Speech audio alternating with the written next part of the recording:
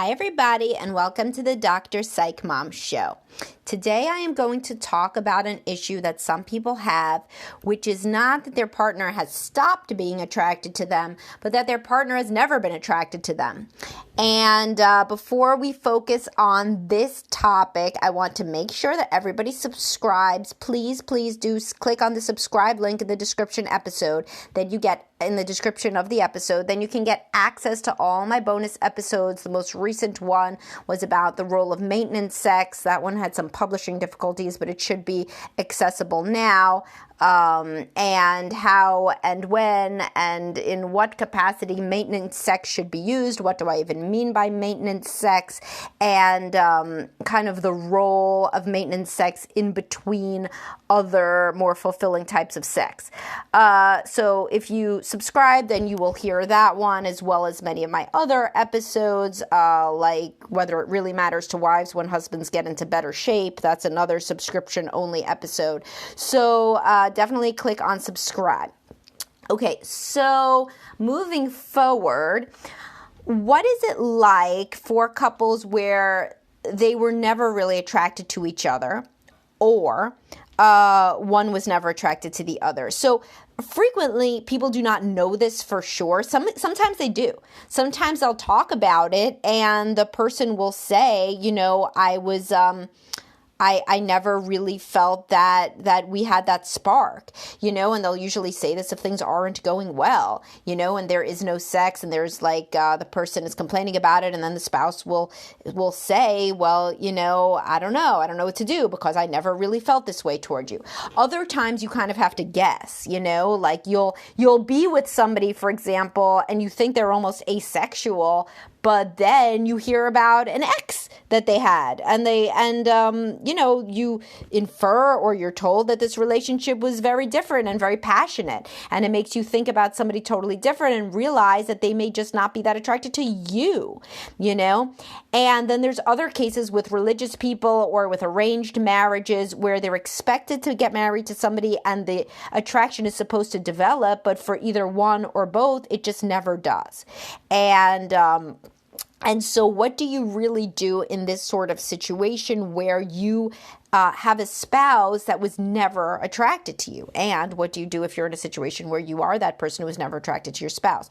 Well, first of all, despite what you may think from listening to this podcast, sex is not everything. There are plenty of marriages that can be fulfilling in different ways if people do not value the physical affection piece, family, common values, building a life together, being part of your society and your community as a couple. There are so many different reasons that people try to get married. Now, if both of you were never attracted to each other and neither of you really values it, then you're good to go. There's nothing saying that every marriage has to be some sort of romantic movie. It doesn't. But what I guess we are talking about, to drill down finer into this topic, what we're talking about is when one person deeply yearns for a romantic, passionate connection, and the other person just can't give it to them because they have never felt attracted to them. And or you are the person who yearns for a deep, romantic, passionate connection, but you're not attracted to your spouse and you never were. Now, why would this be so different from people who lose attraction over time? Well, because if you lose something, you can find it. If you lose your glasses, there's a chance you're going to find them. But if you never had any glasses, you're not going to find them in your house, So let's be real. If you were never, ever attracted to somebody, it is really hard for that to develop with couples counseling. It's hard for that to develop by an act of God. It's just not going to really happen. You can decide consciously to have sex with this person, but are you going to necessarily feel that passionate connection that makes you want to reach out to them? Probably not. And if you never felt this way, it's unlikely that it can grow. Now, why, by the way, would people get into situations like this aside from it being an arranged marriage? Now, if you didn't know, let's say your partner, they put on a real game face and they were like really into sex and they were like telling you were so hot and everything. And then it turns out that they were some sort of, liar and that they really didn't mean any of it. This is an unusual situation. The person would kind of be like really crazy, but then it's not your fault. You were truly duped, but very, very, very few people are in this situation. There are not a lot of sociopaths in the world, So usually the situation is more like, and I'll tell you, you really got to look back into your family of origin if you are the one who has a partner that has never been attracted to you. Usually, you have low self-esteem.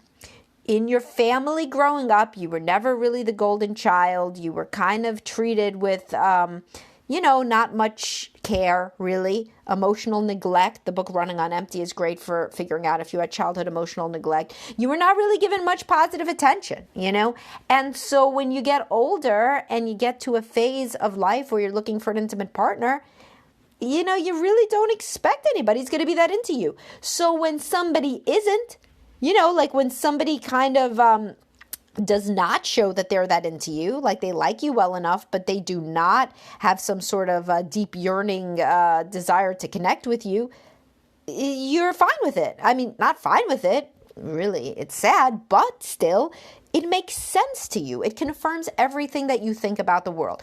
You don't really think you're that special. You were never treated as that special. So if this person doesn't think you're that special, well, shit. I mean, that makes sense. It's just coherent with everything that's gone before.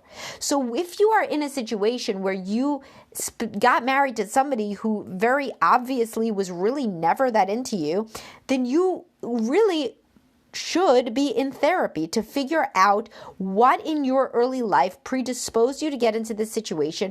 And if you develop some self-esteem and confidence and self-love, do you want to remain in this situation? I've seen many people who are content with things, with dynamics when they were younger and they were closer chronologically to having experienced difficulties in their family of origin and disappointments and sadnesses. And then as they develop more healthy self-esteem, they no longer want to be in a situation where they are not ever really going to receive the type of love that they want. Now, on the other hand, what in your family of origin could predispose you to be somebody that consciously marries somebody that you are not that attracted to? Well, I mean, it's kind of the same thing. You don't really think you deserve to have something good happen. You never really did. And the idea of having a relationship where you get to be with somebody that you're really into, it just doesn't seem like it would happen to you. It just doesn't seem like you are the protagonist in a story that's that good.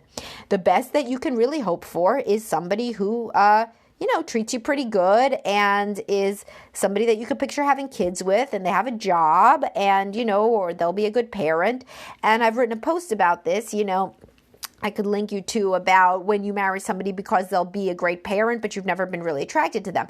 Now, that is like a super interesting and relevant idea. When you grow up in a dysfunctional family of origin, the most important thing to you is that your kids are going to have two loving parents because you didn't, or maybe they loved you, but they just couldn't show you they loved you in a very functional way. So biologically and evolutionarily, when you get up to the age to, choose a spouse and have kids, you really prioritize this normal, healthy family unit over the idea of who am I really compatible with and or who am I really attracted to. If you are somebody who has been comfortable with the idea that your life kind of, is not that great, never was, but maybe you can give something better to your kids, well, then it almost doesn't really matter who you marry as long as they're going to be a good parent and a good team player with you in providing a healthy, intact, secure family for your children. Now, as you get older and you get more confident and your kids get older too, by the way, people don't usually picture having school-age kids when they are in the time of life of having a baby.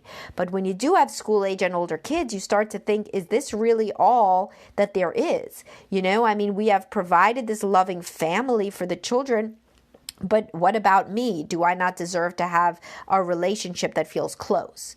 And it's at that point that many people enter couples counseling. I see many more people with school-age kids than I see people with babies, because when people have babies, they're, first of all, very busy and tired. And second of all, they're still trying to pretend that everything's okay, even if it's not. So these are the sorts of self-esteem and family of origin issues that tend to yield relationships where one person has never been attracted to the other, or both haven't, So what do you do in this sort of situation? Well, moderating expectations is very important. If you are with somebody that you've never been attracted to, I've never in my years seen that you just start to find them attractive. What you can do is you can start to say, this is a good person that I love and I want to work on our sex life. And you could, but then you got to get out of the frame of mind where you're either even thinking about whether you find them attractive or not. It kind of doesn't matter. It's, do you want to access as close as you can come to the relationship that you want, which, really people who are happily married, this is, not a terribly romantic way of thinking about it, but research bears this out. People who have been in one happy marriage, when they are widowed, they tend to get into another happy marriage. People that are good at being happily married usually came from a happy marriage, and they're good at being a happily married person. So you have to maybe think about it like that if you want to remain married to somebody that you're not attracted to. Can you still be the spouse that you want to be in this situation? You may be able to, you may not be, but at least you can try to reframe it into, I want to be the wife/husband that I feel is best, is who I want to be. I want to be loving. I want to be close. Does it matter if I'm not super attracted to this person? Maybe it doesn't. Maybe it doesn't. Some people can make that work. I don't see them though. That's the thing is you got to remember always who you're listening to, right? I am a couples counselor. I see people who are not making it work. I'm sure that in the wild, there are many couples where people have never been attracted to one another, but they were raised, to make things work, and they want to be happily married, so they just power through and they don't really even admit it to themselves. But what I do see, of course, is people who are struggling. And when I see those people, usually what happens is that it isn't even the person that's, half the time, sure, it's the person that has never been the object of attraction that decides, hey, I want to know what it would be like to be with somebody who is really into me. But the other half the time, the person who has never been attracted to their spouse will say, don't I deserve to feel what it would be like to be attracted to somebody? So if you get into this idea that you want this part of your life, that this is important to you, and for highly sensitive people and or people with a physical affection love language, this is usually more important to them. So they start to feel like, don't I deserve to be, in a relationship where I feel this sort of reciprocal strong attraction? And if you get into that headspace, then, really, it doesn't seem to go backward from there in terms of what I see. People kind of make that decision when they have that click, that aha moment, like, wow, I've thought for so many years that maybe I'm just somebody that doesn't, get to have a relationship where there's mutual attraction, but you know what? I'm older now and I've seen more of the world and I think I'm a pretty good guy/woman. And you know what? Somebody would be attracted to me / I would be attracted to somebody.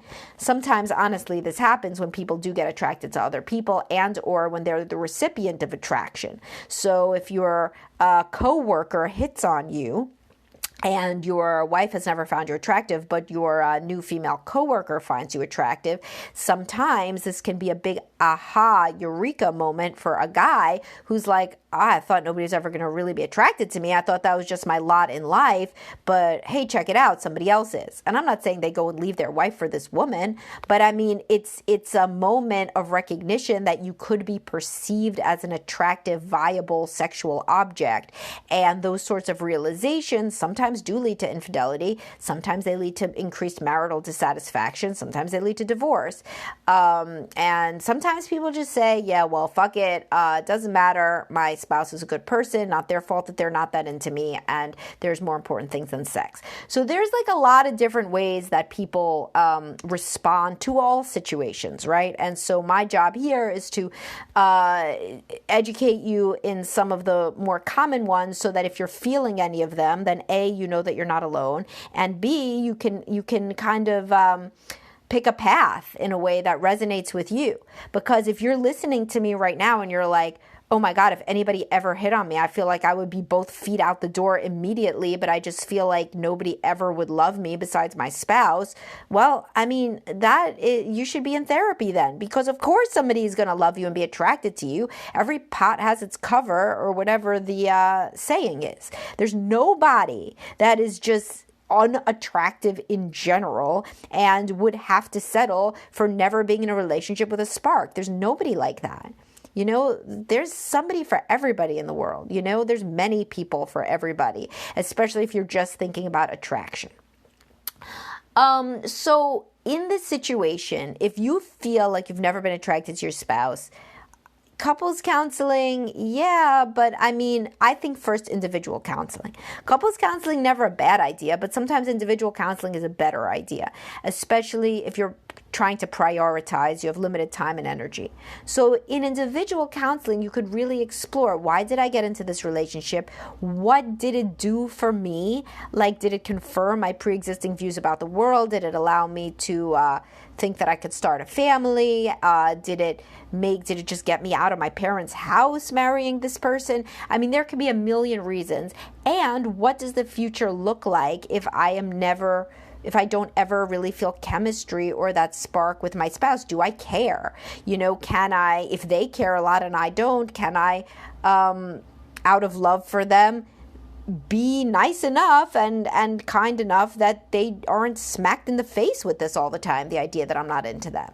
Like, what you don't want to do is to be a cruel person, you know, of course. You don't want to tell somebody, the reason that we don't have sex is that I'm just not that attracted to you anymore, but I still want to stay married. No, if you're going to say the reason we don't have sex is that I'm just not attracted to you, then the next sentence should be, and I understand if that means that you want to end our relationship, because nobody deserves to feel like that, you know?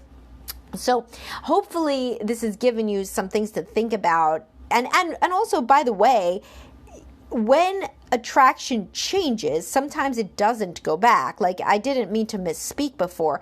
It isn't like if you've been attracted to somebody in the past, then and you aren't anymore, you can always get back to a place where you are. That just is not real, and I don't like to lie, you know? I mean, that just isn't true. Sometimes you were attracted to somebody very early in your life, and they have changed in so many ways that you just never are going to be attracted to them again. But the difference in this situation, though, that I see versus the people who have never been attracted to their spouse, is that they got to have that experience of being in a reciprocal relationship with a spouse that you're very attracted to and that's attracted to you. It's like if you always wanted to have a child, and you were like, you don't have the baby stage anymore. You remember the baby stage, and it can't stay forever, having a baby, if you're somebody who really loves babies, like I really love babies. So you can't have the baby stage forever, you know that. But when you look back at your life, you did have the baby stage, and you have pictures of the baby stage, and you have memories of the baby stage. So you always got to have a baby. You don't have one now, but you got to have one. And so that makes you feel more fulfilled in your life. You got to have this experience. So if you're somebody listening to this and you've never gotten to have the experience of being in a reciprocally attracted relationship with somebody who's genuinely into you and who you're genuinely into, then you have to think about whether, when you look back at your life, this is going to be a perennial source of regret and something that you will deeply regret not having pursued, or whether you are somebody who can make peace with that. And that certainly is not for me to decide. That would be most productively worked on in counseling. Those are the sorts of existential life issues that therapists love to discuss with you, and it would really make the most sense to unpack this in the context of your family of origin experiences. For example, if you grew up seeing a very unhappy marriage between two disconnected people, then you may have thought that that is all that marriage was. And maybe now you're re-examining that belief and you're thinking that maybe you just think that marriage is a load of shit because the one that you saw growing up was, So that would just be one example of how somebody's paradigm can shift and thereby lead to different life choices, or at least a different conceptualization of themselves and their relationship. So anyhow, please do subscribe. As I said, then you have access to bonus content. And once you are a subscriber, please do email me with your suggested topics so that I can expand on any of these that you find interesting. And I will talk to everybody soon. Have a great day.